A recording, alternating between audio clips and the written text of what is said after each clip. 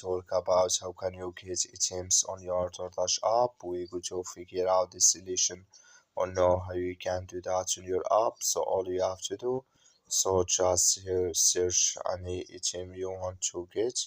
I'm going to click to this items here.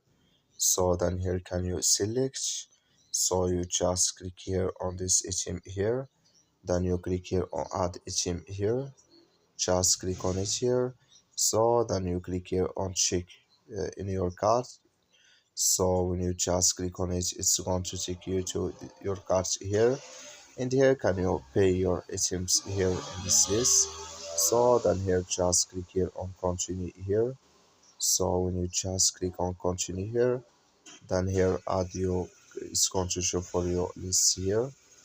So just switching to open with you here, and here add your credit or debit card or cash app pay or Google Pay that or PayPal, then it's going to add with you. That's all you have to do. Thank you for watching. Don't forget to support us by like and subscribe.